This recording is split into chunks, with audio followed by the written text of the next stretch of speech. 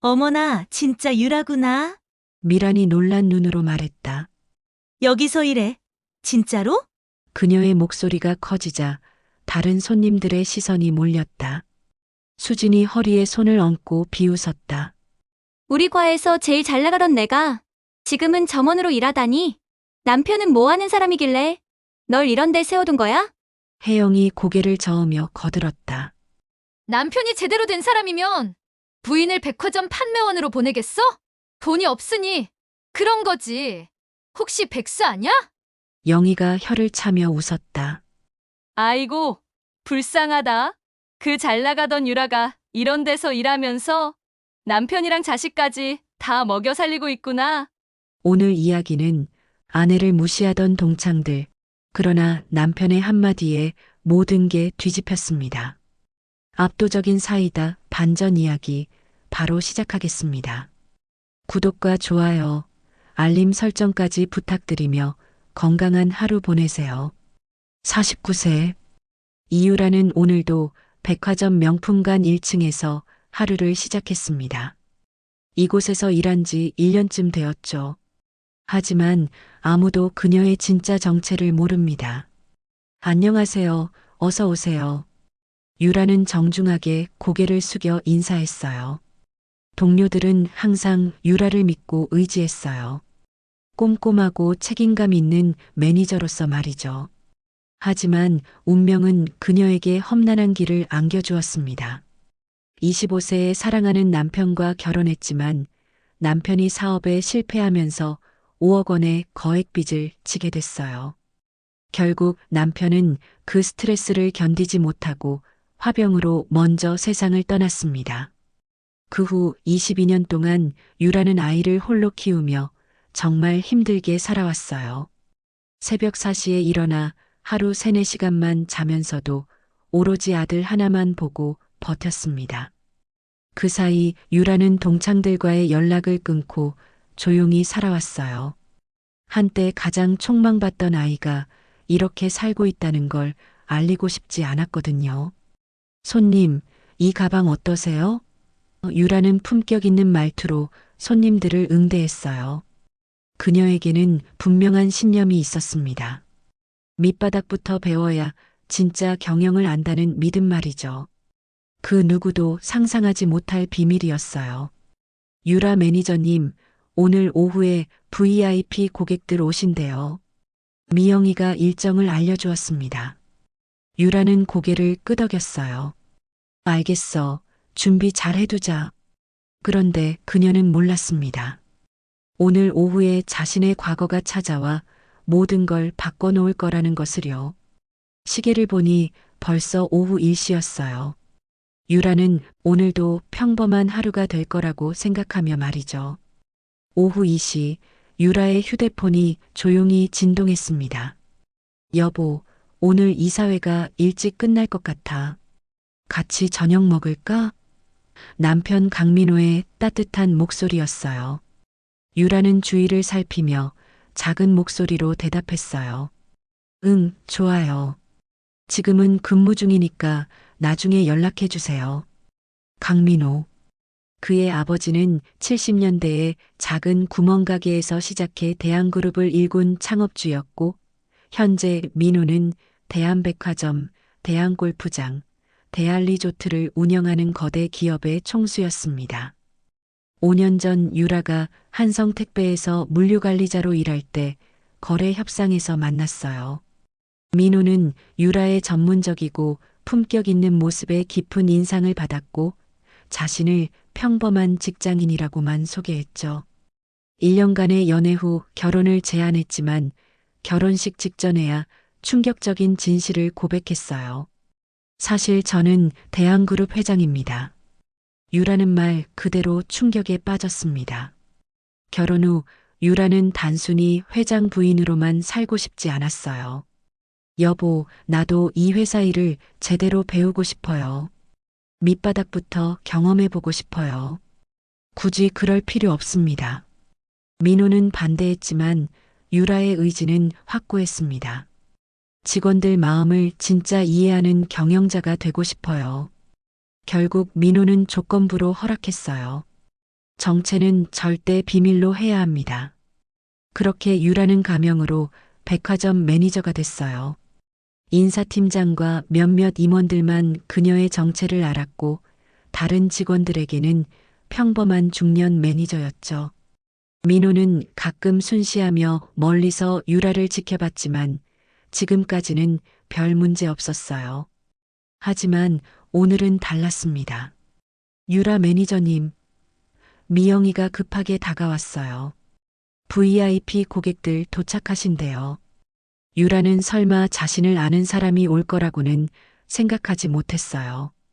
오후 3시 30분 백화점 정문으로 명품 브랜드 가방을 든 여성들 몇 명이 우르르 들어오고 있었어요.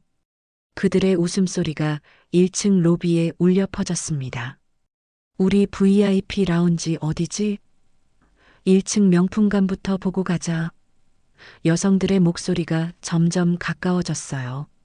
유라는 그 목소리를 들으며 이상한 기분이 들었습니다. 어디서 들어본 것 같은 느낌이었거든요. 화려한 옷차림에 값비싼 액세서리를 걸친 여성 4명이 명품관으로 들어왔어요. 그들은 확실히 눈에 띄었습니다. 이 백화점의 오랜 VIP 고객들이라는 게 한눈에 보였어요. 유라는 고개를 숙인 채 진열대를 정리하고 있었죠. 어머, 오늘 신상품 많이 들어왔네. 김수진이 큰 소리로 말했어요. 그녀는 대학 시절 유라와 같은 과였던 동창이었습니다. 옆에 선 박미란도 고개를 끄덕였어요. 역시 우리 단골 백화점이라 그런지 빨리 들어오네. 세 번째 여자인 정혜영이 손에 든 명품 가방을 흔들며 말했습니다. 이거 교환하러 왔는데 직원 어디 있어? 그녀의 목소리에는 짜증이 섞여 있었어요. 마지막 여자 최영희는 웃으며 대답했어요. 혜영아, 진정해. VIP인 우리한테 잘해줄 거야. 그들은 대학 동창 모임을 마치고 쇼핑을 하러 온 것이었어요. 모두 남편 덕에 잘 사는 편이었죠. 수지는 변호사인 남편을 두었고 미라는 병원 운영하는 집안 며느리였습니다. 혜영은 건설업을 하는 남편 덕에 호화롭게 살았고 영희는 대형 유통업체 사장 부인이었어요.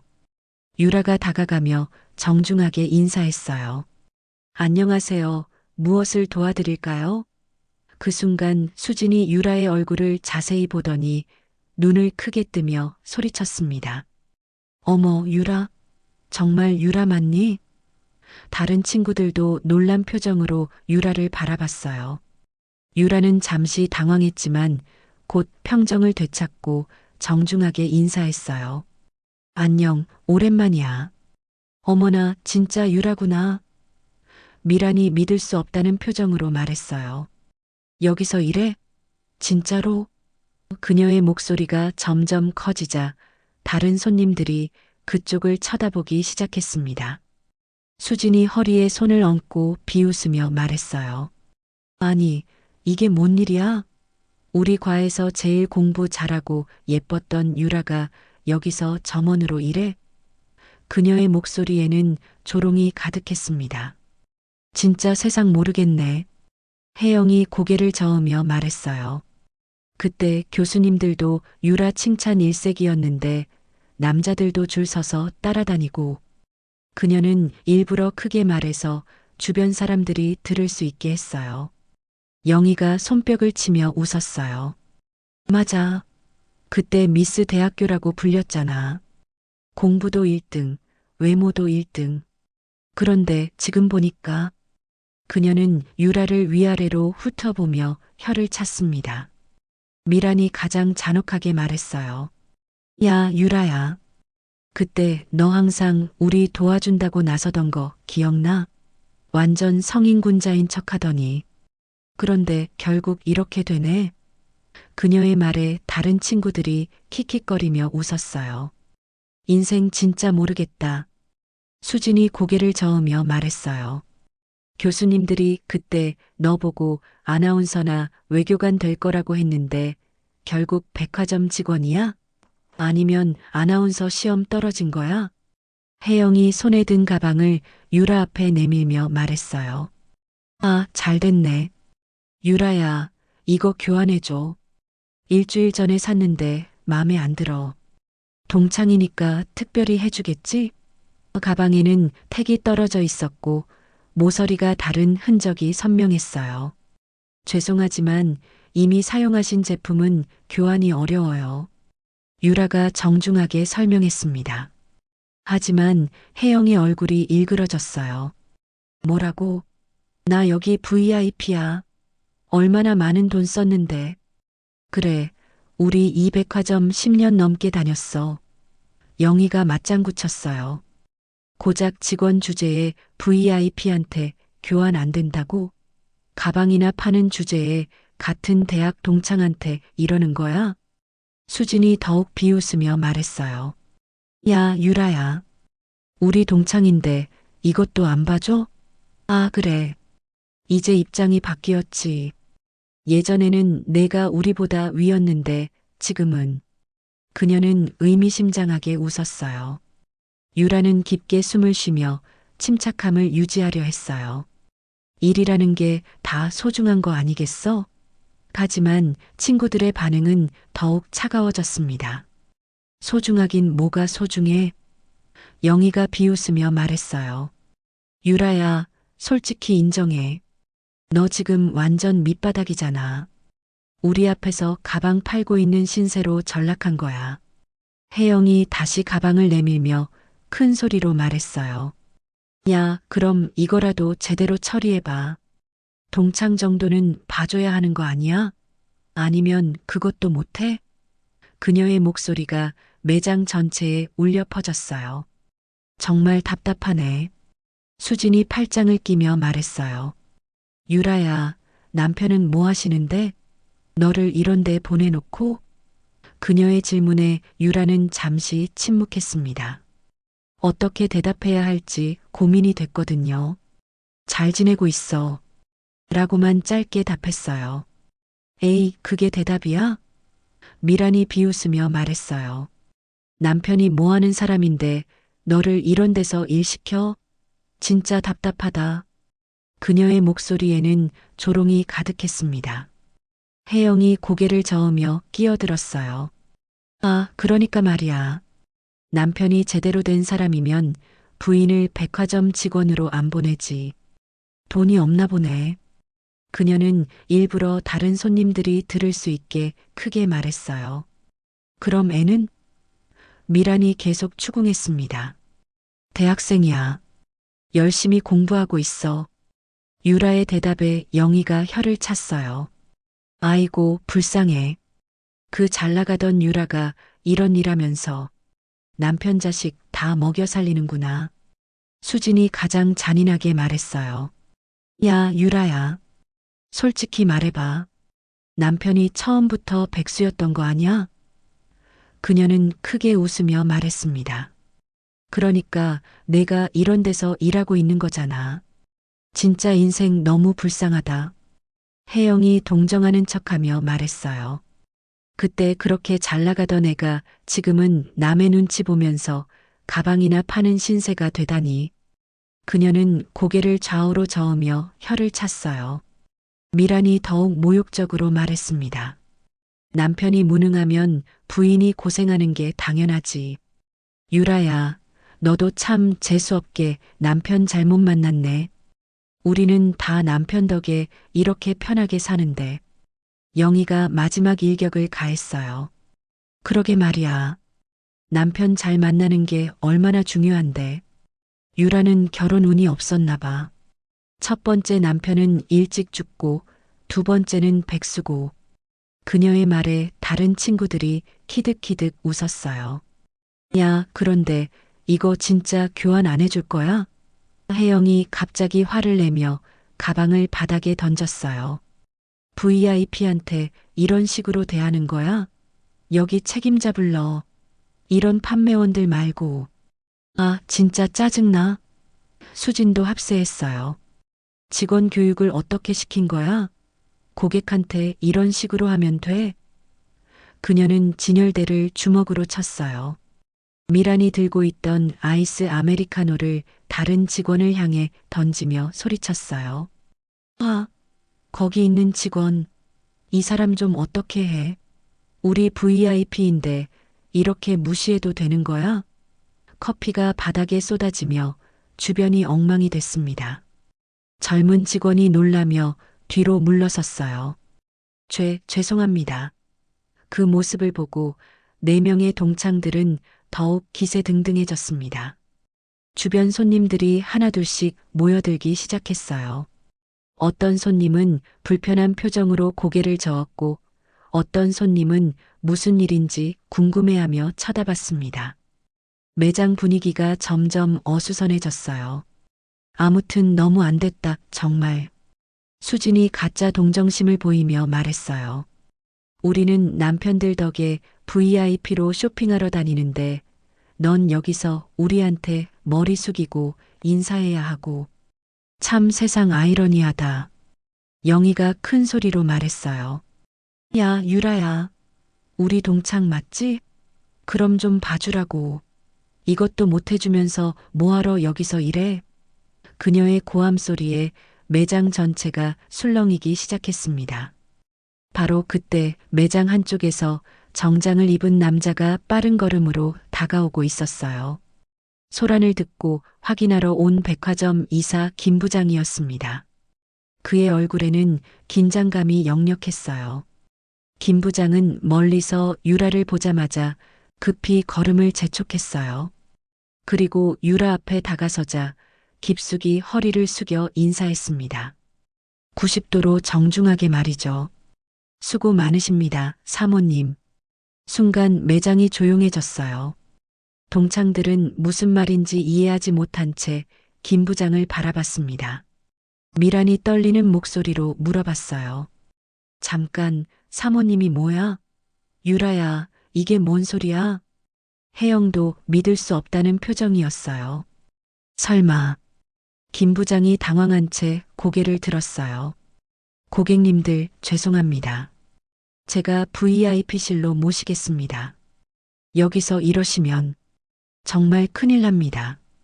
그의 목소리에는 절박함이 묻어났어요. 하지만 동창들은 오히려 더욱 거칠어졌습니다. 수진이 큰 소리로 말했어요. 뭐가 큰일이야?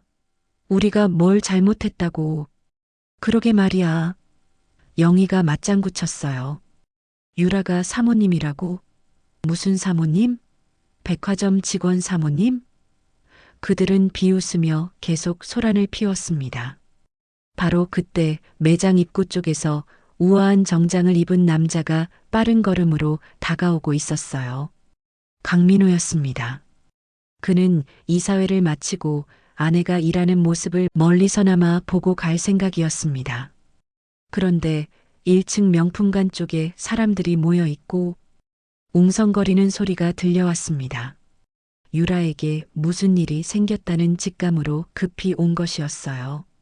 민호가 유라에게 다가가며 걱정스런 표정으로 물어봤어요. 여보, 무슨 일이에요? 왜 이렇게 사람들이 모여 있죠? 바로 그때 혜영이 민호를 보더니 비웃으며 말했어요. 아, 저 사람이 유라 남편인가 보네. 겉만 번지르하게 생긴 게 지 부인 챙기러 왔나 봐. 미란도 고개를 저었어요. 딱 봐도 허세 부리는 타입이네. 정장은 좋은 걸 입고 있지만 속은 뻔하잖아. 수진이 크게 웃으며 말했어요. 유라야, 남편한테 설명 좀 해줘. 내가 여기서 어떤 일 하고 있는지 말이야. 민호는 동창들의 말을 듣고 상황을 파악하기 시작했어요. 유라가 동창들에게 모욕감을 받고 있다는 것을 한 번에 알아챘습니다. 그의 얼굴이 순간 차갑게 굳었어요. 화가 단단히 났거든요. 그의 뒤로 비서진 3명이 허둥지둥 뛰어왔습니다. 회장님, 죄송합니다. 늦었습니다. 민호가 유라에게 다가가며 말했어요. 여보, 그러게 이런 일이 있을 줄 알고 하지 말라고 안 했습니까? 그의 목소리에는 걱정과 분노가 섞여 있었어요. 일단 회장실로 올라갑시다. 동창들의 얼굴이 서서히 변하기 시작했어요. 회장님이라는 호칭이 귀에 들어왔거든요. 영희가 어리둥절한 표정으로 물어봤어요. 뭐라고? 민호는 비서들에게 호통을 쳤습니다. 뭐하고 있어? 여기 고객분들 법적 조치할 수 있는 거 다 하고 고객 신상 정보 당장 내 방으로 가져와. 그의 목소리가 매장 전체에 울려 퍼졌어요. 지금 당장? 네, 알겠습니다. 비서가 급하게 대답했어요. 다른 비서는 급히 직원들에게 지시를 내렸습니다. VIP 고객 명단 확인하고 관련 업체 리스트 준비해 주세요. 그리고 이 매장에서 무슨 일이 일어났는지 CCTV 영상도 모두 준비해. 민호가 더욱 큰 소리로 지시했어요. 한 명도 빠뜨리지 말고 다 조사하라고. 수진이 떨리는 목소리로 말했어요. 잠깐. 정말 회장님이야? 하지만 이미 늦었어요. 민호는 유라의 어깨에 손을 올리고 엘리베이터로 향했습니다. 유라의 눈빛에는 분노가 섞여 있었어요. 자신은 참을 수 있었지만 다른 직원들까지 괴롭힌 것은 용서할 수 없었거든요. 민호와 유라가 엘리베이터로 향하자 김 부장이 남아서 동창들을 마주했어요. 그의 표정은 이미 차가워져 있었습니다. 고객님들, 지금까지 소란을 피우신 분이 저희 회장 부인이십니다. 김 부장이 단호하게 말했어요. 아무리 그래도 이렇게 큰 소란을 피우시면 어떻게 하십니까? 동창들의 얼굴이 하얗게 질렸어요. 혜영이 급하게 말했어요. 아니, 정말 유라가 회장 부인이라고요? 김 부장이 단호하게 대답했어요. 네. 유라 사모님은 백화점 경영을 제대로 하기 위해 밑바닥부터 배우고 계신 중입니다. 어머, 어떡하죠? 우린 정말 몰랐어요. 몰랐다고요. 이거 우리가 큰 실수한 것 같은데? 몰랐다고 해서 용서될 일이 아닙니다. 김 부장의 목소리는 더욱 단호해졌어요. 지금 상황은 영업방해죄로 충분히 처벌받으실 수 있습니다. 법적 조치가 들어가면 고객님들 모두 책임지셔야 해요. 4명의 동창들은 이제야 상황의 심각성을 깨달았어요. 그들이 건드린 사람이 단순한 백화점 직원이 아니라 회장 부인이었다는 충격적인 사실을 말이죠. 30분 후 회장실. 민호는 책상 뒤에 앉아 비서들이 가져온 서류를 훑어보고 있었어요. 유라는 옆 소파에 앉아 있었지만 그녀의 표정은 더 이상 온화하지 않았습니다. 보고 드리겠습니다. 김 비서가 두꺼운 파일을 내밀며 말했어요. 김수진, 박미란, 정혜영, 최영희. 모두 10년 이상 VIP 고객들입니다. 민호가 서류를 넘기며 차갑게 말했어요. 계속해. 김수진 고객의 남편은 태성법무법인 대표 변호사로 저희 그룹 법률자문 계약을 맺고 있습니다. 김 비서가 긴장한 목소리로 보고했어요. 박미란 고객 시댁은 연세병원을 운영하며 저희 직원 건강검진 협력업체이고요. 유라가 깊은 한숨을 쉬며 말했어요. 여보, 친구들이긴 하지만 오늘 일은 너무했어요. 그녀의 목소리에는 분노가 섞여 있었어요. 저야 그 정도는 참을 수 있어요. 하지만 다른 직원한테 커피를 던지고 손님들 앞에서 그렇게 소리를 지르는 건 당연히 화날 수밖에 없습니다. 민호의 목소리가 더욱 차가워졌어요. 친구라는 이름으로 당신을 그렇게 모욕하는 게 용납될 수 없으니까요. 김 비서가 계속 보고했어요. 정혜영 고객 남편은 대성건설 대표로 저희 리조트 건설 주요 협력업체입니다. 최영희 고객 남편은 한국유통사장으로 저희 백화점 입점업체들과 광범위하게 거래하고 있습니다. 참 흥미로운 우연이네. 민호가 냉소적으로 웃으며 말했어요. 모두 우리와 깊은 사업관계에 있군요. 유라는 복잡한 심정이었어요. 한때 가장 가깝던 친구들이었지만 오늘 그들이 보인 모습은 너무 충격적이었거든요. 나를 무시하는 건 그렇다 치더라도 다른 직원들한테까지 그렇게 할 권리는 없거든요. 민호가 김비서에게 단호하게 지시했어요. 일주일 내로 모든 계약 검토에 들어가세요. 태성 법무법인과의 자문계약, 연세병원과의 건강검진 계약, 대성건설과의 협력계약, 그리고 한국유통 관련 모든 거래를 중단 절차에 들어가세요. 네, 알겠습니다. 김 비서가 즉시 대답했어요. 그리고 이분들은 백화점 출입부터 리조트, 골프장까지 대한그룹에서 운영하는 모든 업체 이용을 금지하세요. 민호의 목소리는 단호했어요. VIP 자격도 당연히 박탈하고요. 일주일 후 혜영의 남편에게 첫 번째 충격이 왔어요. 남편이 생전 안 하던 전화를 했습니다. 여보, 큰일 났어. 리조트 건설 계약이 갑자기 해지 통보됐다고 해. 남편의 울먹이는 목소리를 들은 혜영의 얼굴이 하얗게 변했어요. 같은 주 수진의 남편 법무법인도 예상치 못한 소식을 들었어요. 10년 넘게 해오던 자문 계약이 갑자기 종료된다고요? 이유도 제대로 안 알려주고. 수진은 당황했어요. 미란의 시댁병원도 건강검진 계약 해지 통보를 받았고 영희 남편의 유통회사는 백화점 입점업체들과의 거래가 하나씩 중단되기 시작했어요. 2주가 지나자 상황은 더욱 심각해졌어요. 은행에서도 대출 연장을 거절당했어. 혜영이 친구들에게 울먹이며 전화했어요. 대성건설 신용등급까지 떨어졌다고 해. 수진도 마찬가지였어요. 법무법인 주요 고객들이 계약을 안 갱신한대. 직원들 월급도 밀릴 것 같아. 그녀의 목소리는 절망으로 가득했습니다. 더욱 치명적인 건 이 모든 일의 진짜 원인이 남편들 귀에 들어가기 시작했다는 것이었어요. 업계는 생각보다 좁았고 대한그룹만큼 큰 회사가 여러 업체와 동시에 계약을 끊는다면 그 이유에 대한 소문이 돌기 마련이었습니다.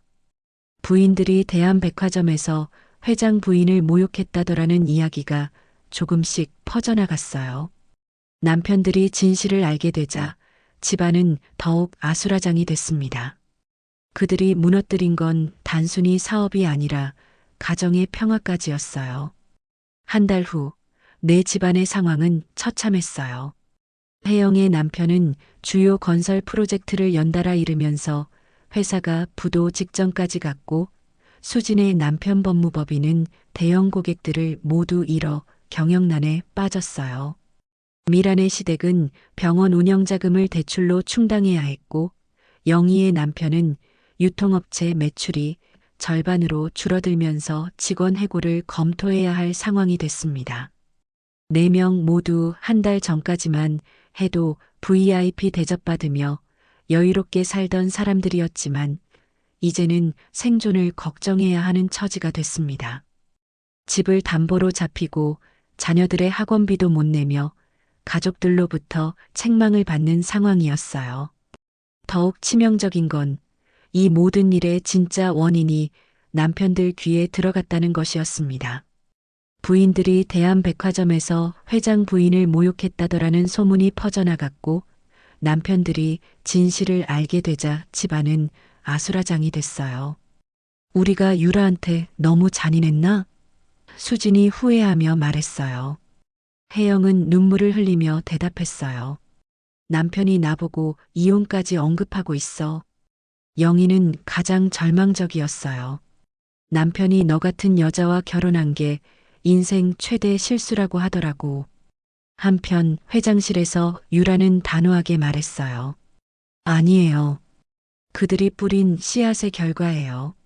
사람을 무시하고 모욕하는 데는 반드시 대가가 따르는 거니까요. 한 달 반이 지난 어느 목요일 오후 4명의 동창들은 절망적인 심정으로 대한백화점 앞에 서 있었어요. 모든 것을 잃고 막다른 길에 몰린 그들에게는 유라에게 빌어보는 것 외에는 다른 방법이 없었습니다. 경비원이 그들을 막았지만 김 부장을 만나 간절히 애원했어요. 제발 사모님께 전해주세요. 저희가 정말 잘못했다고. 바로 그때 유라가 나타났어요. 동창들은 즉시 바닥에 무릎을 꿇으며 빌기 시작했습니다. 제발 용서해줘. 우리가 정말 잘못했어. 유라는 한동안 그들을 내려다보다가 주변 손님들에게 말했어요. 이분들은 제 대학 동창들이에요. 한 달 전에 여기서 저와 직원들을 모욕한 분들이죠. 그리고 동창들에게 또렷하게 말했어요. 너희들이 그날 보여준 건 너희들의 진짜 인격이었어. 진짜 품격은 어려운 사람을 만날 때 드러나는 거야. 사람을 직업으로 판단하면 안 된다는 걸 이제 깨달았겠지. 주변에서 박수가 터져 나왔어요. 너희들이 정말 미안하다고 생각한다면 그날 무시당한 직원들에게 사과해. 그리고 너희 아이들에게 가르쳐. 사람을 돈과 지위로 판단하지 말라고. 유라는 당당하게 매장 안으로 걸어갔어요. 22년간의 고난이 만들어낸 진짜 품격이었습니다. 사람의 진짜 가치는 직업이 아닙니다. 태도와 인격에서 드러납니다. 그리고 어려움 속에서 보여주는 품격, 그것이 진짜 삶의 무게를 증명합니다. 여러분이라면 그 친구들을 용서했을까요? 아니면 끝까지 책임을 묻고 싶으신가요? 댓글로 여러분의 의견을 남겨주세요. 다음 이야기는 더 흥미진진한 이야기로 찾아뵙겠습니다. 지금까지 사연별 책부록이었습니다. 감사합니다.